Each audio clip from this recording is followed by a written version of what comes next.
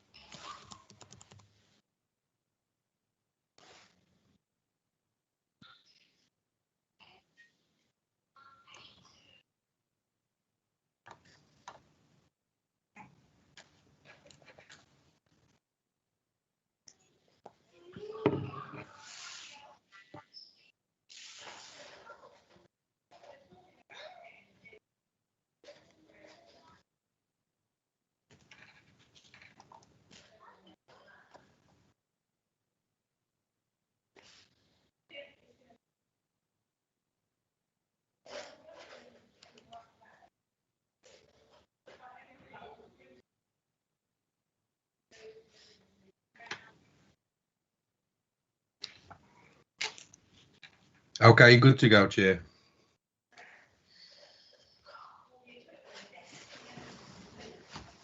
Sorry that, Carl. Are we anywhere near Good yet? to go, yeah. Sorry? You're good to go. Good to go. Rightio then. Okay. Any apologies? Yes, apologies from Councillor Adamson from Cannock Chase, Councillor Hadley from Sandwell and Councillor Peter Butlin from Warwickshire County, together with David Hayton Hill from Warwickshire County, Jill Hamer, Marches Lepp, Isha Batts from the Combined Authority, Mark Lidith Environment Agency, Mark Ryder, Warwickshire County Council and Victoria Barnard, Warwickshire County Council. Sounds like the credits. Okay. Any substitutes, Carl? None as have been notified, Chair.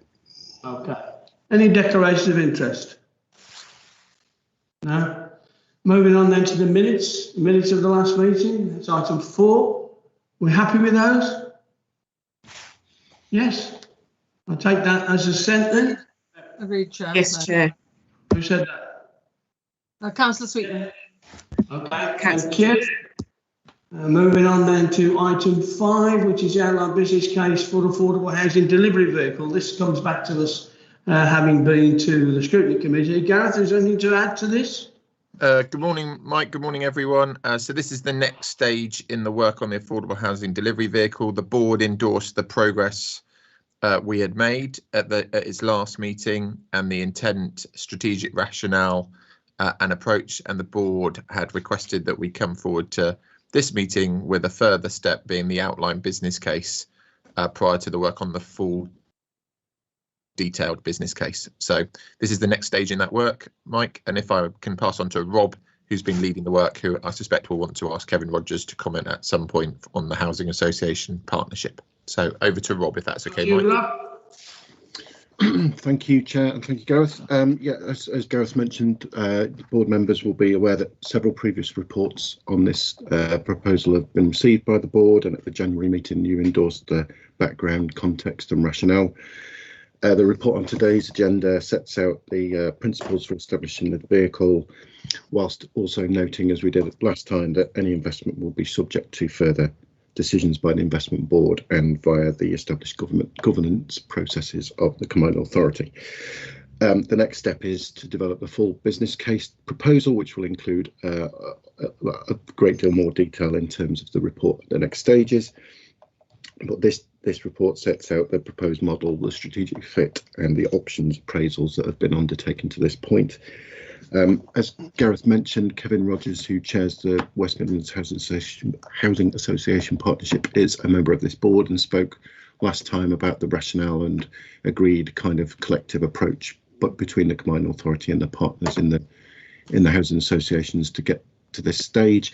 I've also asked, and Graham Russell is with us today, who's Chief Executive of Amion Consulting, who's been doing some of the work on the proposals for the land assessment and how the land model, if there's any questions on on that subject for Graham to be able to answer in more detail than I can. Chair. So effectively, the recommendations of the reporter to approve the paper as it is and to move to the next stage of the full business case later in the year. Thank you. Kevin, do you have anything to add to that? No, Chair, only to say the 5 investing housing associations have got their full board approvals to invest in the vehicle, and the 26 members of the partnership are still fully supportive of the development of the vehicle and its progress. Okay. I think there's probably a bit of a misunderstanding before this called in by scrutiny, and I hope that's now been cleared up, because as Rob said, it's not the first time we've had this report, and I think it's certainly a step forward as far as I can see it for bringing housing forward throughout the West Midlands. But are there any other comments or questions on the report, please? No, can we accept that then, and as an interim we're moving on to the full business case? Yes? Can I get a assent to that? Thank you very much. Thank you very much. Moving on then to the Zero Carbon Homes Charter and Route Map, Gareth, that's yourself and Rachel. Yeah, I'll pass straight over to Rachel on this one, Mike, if that's okay. The continued progress on this deliverable by the board obviously fits very closely into our environmental agenda as well, and the work of the Environment Board chaired by Councillor Courts. So I'll hand over to Rachel. Thank you, Rachel. Chair. Thank you. So at its last meeting, the board agreed the final draft versions of both the Zero Carbon Homes Charter and Route Map. The route map identified a series of low and zero carbon targets which would deliver on the agreed zero carbon home standard for 2025 and WMCA's wider target of net zero by 2041. Following that January meeting, further detail on government's future home standard was made available, including the aspiration to make all homes zero carbon ready by 2025. Officers have revisited the route map to ensure the targets and actions set out in WMCA's route map would ensure new development in the region is able to meet the standard, while also encouraging enhanced performance ahead of this. With this in mind, the board are asked to agree the programme of actions and targets identified within the route map for 2021 so that work can begin at pace.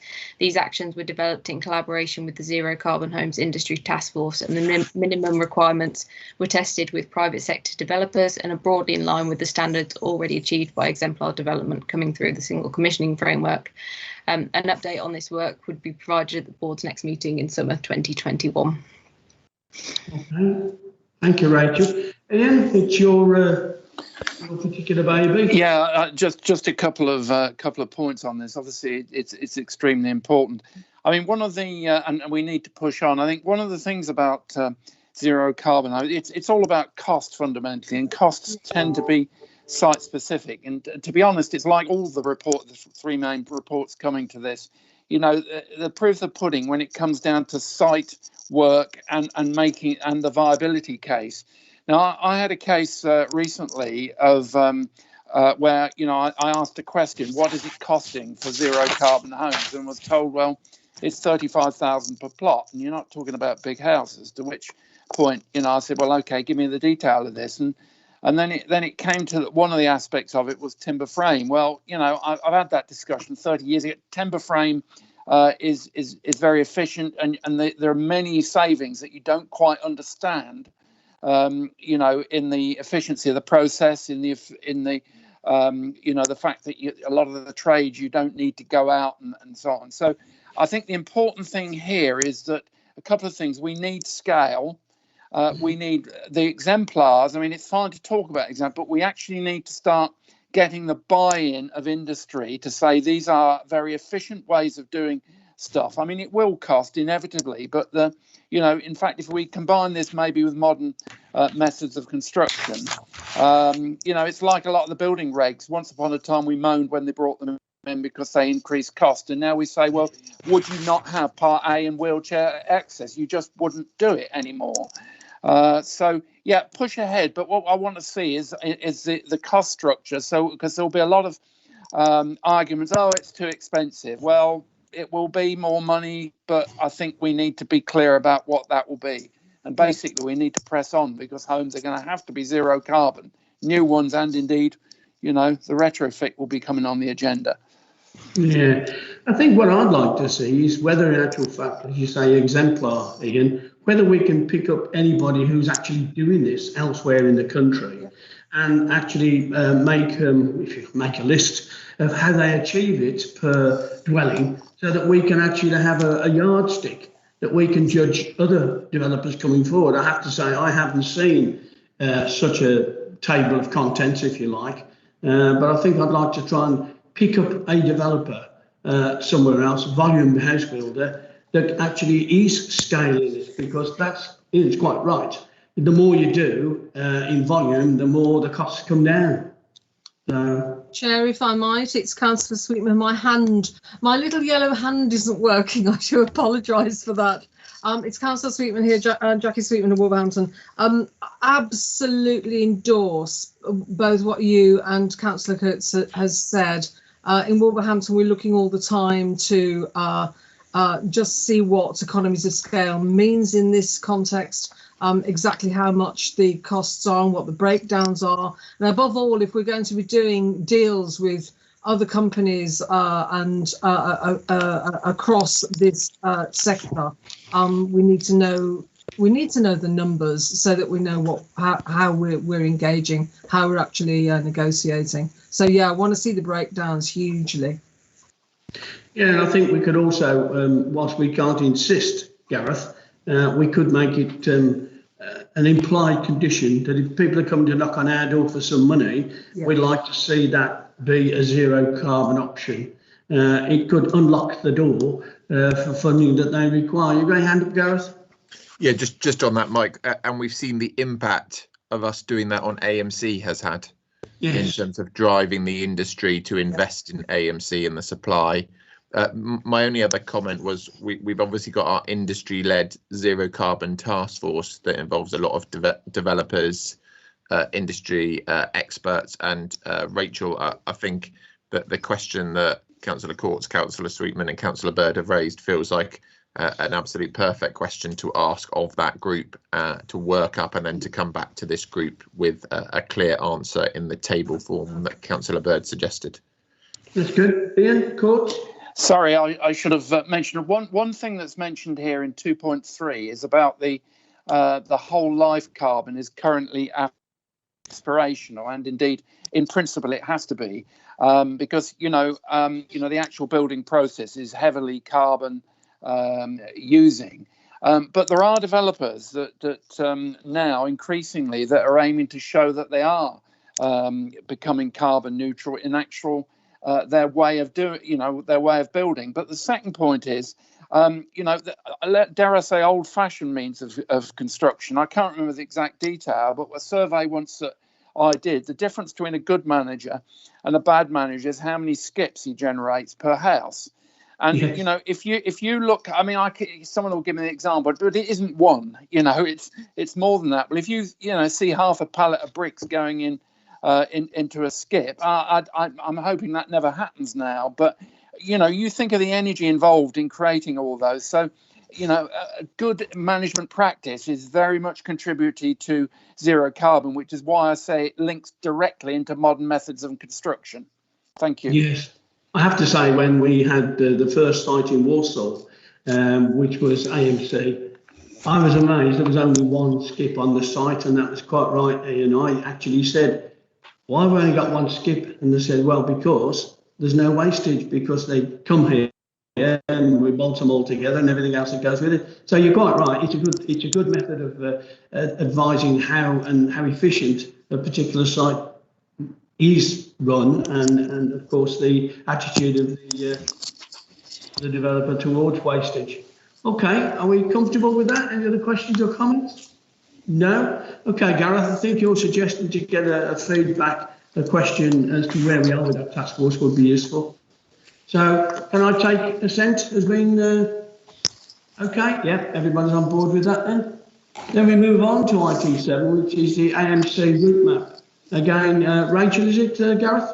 Rachel? Yes, over to Rachel. Thank you, Chair. So at its November 2020 meeting, the Housing and Land Delivery Board agreed a final draft version of the AMC route map. The version presented today has been further reiterated, and we are asking the board to agree its implementation programme. Naturally, those actions identified in the medium term are susceptible to change as the programme moves forward, but those identified for the short term are readily implementable, and WMCA could move these forward at pace over the coming months. Board are asked to agree the programme of short-term actions and for officers to undertake work to move these forward. Members will note the route map highlights the region's specialism across the AMC sector and its capacity to generate economic, environmental and social benefits for the region. So that's beyond volumetric and modular categories 1 and 2, which we've previously identified as the AMC definition. The route map also highlights that the sector is still in its infancy, both regionally and nationally, though relatively rapid growth is expected over the coming decade as both MMC and AMC have been recognised as priorities by national and local government, as well as by the industry itself. For this reason, it could make sense for the WMCA to revisit its AMC definition as it seeks to stay aligned with national thinking, whilst also remaining a thought and delivery leader in the sector. As officers explore options for implementation, we will continue to test the current definition to ensure it delivers the potential benefits identified in the route map and continues to support growth and innovation in the region's construction industry. An update on this work again will be presented to the board at its next meeting in summer 2021. And it sounds like it might also be helpful if we begin to link this more closely to the zero carbon homes work in terms of the benefits that it delivers, so we can incorporate those as well. Are we anywhere near, Gareth, of getting the AMC manufacturer into the West Midlands?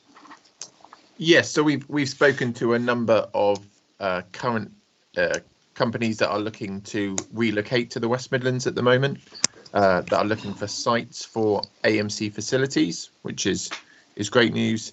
And a number of those companies, Mike, are big scale operators as well. So there's a potential for real volume now. And one of the things they flagged to us, which is really good news for this board, is the fact that the West Midlands Combined Authority is asking for AMC as part of the single commissioning framework, is giving certainty of pipeline, which of course is one of the biggest issues for major AMC investment, is certainty of pipeline. So the combination of the Combined Authority, local authorities and Homes England all now requiring modular construction to access public money is definitely driving industry change. So we are seeing that, Mike, and we are being asked by a number of companies now to look at factory locations and other facilities in the region. Well, I've seen 2 or 3 different ways of AMC. We've got one, obviously, in Aldridge, which is local housing, which myself and my deputy gave the seed funding for, and now that's obviously building all the timber frame for Accord and things like that.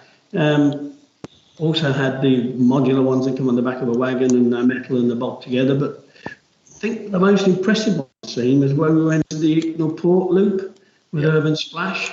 That seemed to me to be more flexible than most. And certainly I was very impressed with the end product there. And massive difference in a very short space of time. The other thing, Mike, just to flag is if we were in different times, one of the things we would suggest to members of the board is going and looking at a few AMC factories in other parts of the country. Yeah. So particularly the Berkeley factory and the Legal and General factory, feel for the different types of approaches and scale of advanced manufacturing. Some of the facilities that are now coming forward are advanced with a big A. They really are absolutely top quality advanced manufacturing facilities. Okay, I've got Keith Alcott and Ian Courts. Keith? Unmute, Keith.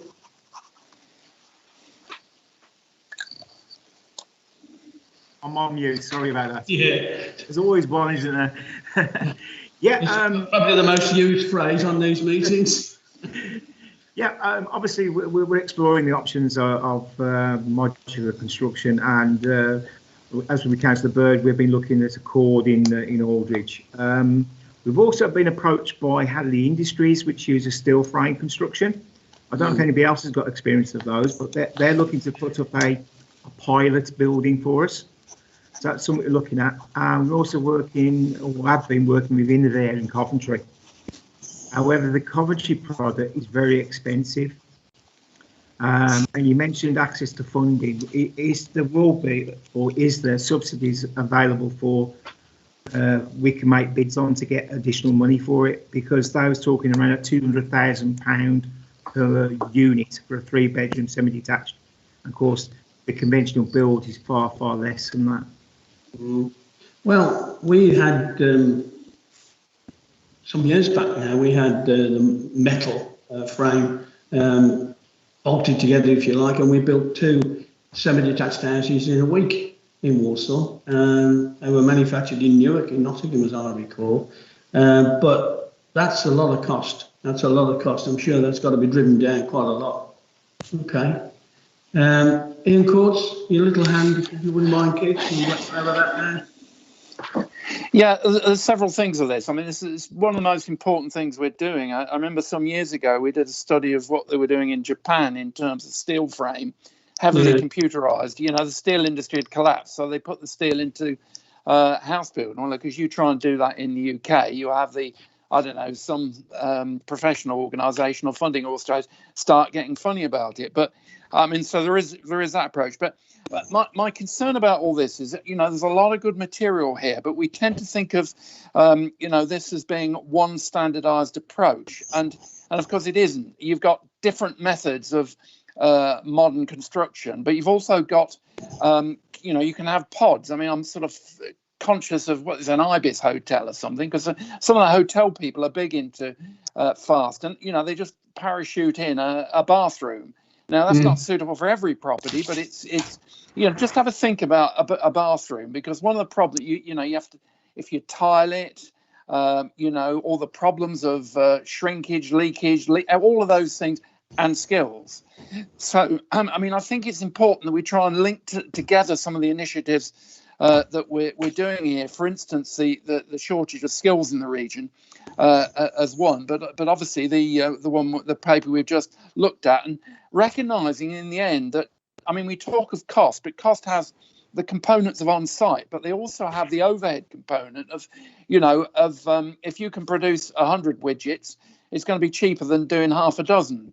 And, you know, then if you have a lot of different competing ideas, then, you know, you're scaling down the potential for one to succeed. So, I mean, you know, this is fine, but frankly, it gets down, you've got to get down to the earthy business of economics, because when you produce, you know, 200,000 for a 3-bed, you know, it just isn't plausible. And, you know, and you need to drill down further into the economics and viability of this, because if it's not acceptable to a typical house builder, it probably won't fly very easily. Quite right. I mean, Accord are using pods now, Ian, and to be fair, McDonald's have been doing it for at least 15, 20 years. You know, they were probably the pioneers of pods. I used to supply them brick slips years ago when I had in my former youth, and I had a brick cutting business, which I hated. And so therefore, you know, it's old technology, and they've been using it up in Scotland. That's where all the McDonald's are done. I've got Jackie Sweetman, I think. Jackie? Yeah, thank you, Chair. Everything that Councillor Courts has just said, I'd absolutely endorse that. And you know, as far as Wolverhampton is concerned, of course, we totally support the creation of the route map, and it's very useful reading. I think where I'm still a little bit vague about, and I might have missed an appendix in this report itself, but is what our plans are specifically in terms of our interaction with trainers and colleges in the region to keep and indeed develop the skills necessary for this route map in the region. What I'm really keen to hear is ultimately what impact, direct impact, indirect impact this will have on our future projections in terms of employment in the region. I'd like to see more of that at some point, Chair, if I may. I think you've got a very good point, Jackie, in as much that I've said in other meetings that the hospitality industry, we all know, is on its knees, and as a result, there are going to be many people who are employed in that are not going to get a job when the hospitality sector opens. However, I wouldn't say they are non-skilled jobs, but some of the jobs with AMC are low-skilled, and as a result, we can transfer that across. And I think that's why I was saying to Gareth, how near are we to getting somebody based in the West Midlands? Because what I've already touched on the very sore subject of the Shropshire plan, because there's 70 hectares there of, or potentially 70 hectares of land for employment, for construction and everything else that goes with it. And that's within 20 minutes drive of Wolverhampton, Sandwell, Dudley and Walsall. But Shropshire aren't playing ball at the moment, although I have told them certainly Walsall have objected to their plan. So we've got to have something that is not only available to the West Midlands in general, but it's commutable, or certainly not particularly by car, but by public transport as well. But those lower skilled jobs, if I can say that, not to demean them, but those lower skilled jobs could very well fill the void that the hospitality industry are going to see when we come out of this lockdown moving forward. Gareth? Chair, Sorry, Jackie, did you want to come back? Chair, do you mind if I come back? No, not at all. Apologies. Thank you for that. It is tangential. Sorry, but it's just inspired me what you said about Shropshire. One of the things I think would be valuable for us to have at some point at a next agenda is what the implications and possible impacts are on the government's white paper about Greenbelt. I think we need to know more. I think we need some research doing as to what the implications are, how this is going to affect our plans, whether it should affect our plans. It's just it's a kind of open area we need to know more about, Chair, if I might say. Yeah, that's certainly the Greenbelt review, which is currently underway and has been for some time. As I understand it, it'll be going to the respective cabinets around about July time. Yeah. So we'll know a little more then, but you make a good point, Jackie. Very good point. Thank you, Chair. Gareth? Yeah, we'll consider Councillor Sweetman's point, Mike. As you know, given the combined authority is in a planning authority, we're always quite careful about getting into the planning reform white paper and things like that. But really happy to do anything that would support or assist. Just to bring out 2 points. So definitely, we've always seen this as a two-pronged thing that has to be completely integrated, which is the AMC skills piece with the AMC real estate factory provision piece, and that's been absolutely at the heart of the AMC task force, and obviously the University of Wolverhampton, Dudley College and others are on the task force to try and make sure we really have that integration between the skills piece and the delivery piece. And in the budget submission, so in the business case we made to central government, which was for £50 million to help support the AMC industry in the region, part of that is to support new AMC skills programs across the region, as well as to support new factory provision within the region, because the two go absolutely hand in hand together. And so we've certainly got our fingers crossed that we might be successful in securing that funding, and therefore we can make sure it's a completely a dual approach, Councillor Bird, in terms of what we're trying to achieve. And I think it's a good example of how the CA's work on housing and regeneration is really integrating with the CA's work around skills and productivity and the work of the wider local partners. Indeed. Thank you for that, Chair. Thank you.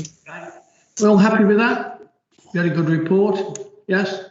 And yes, we'll come back with that. Right, lovely. Thank you very much. I've got assent on that. So we move on then to the other item, which is just for noting. You got anything to add to that, Gareth?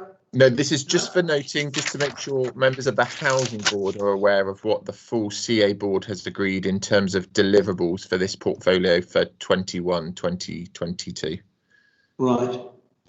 Okay. So we note that then? Right. Noted, Chair. Thank you very much.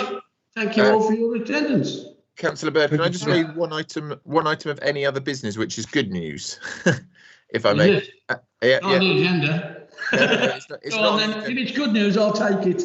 Okay, thank you very much. So I have my regular meeting today with central government, which is on monthly performance of the housing deal.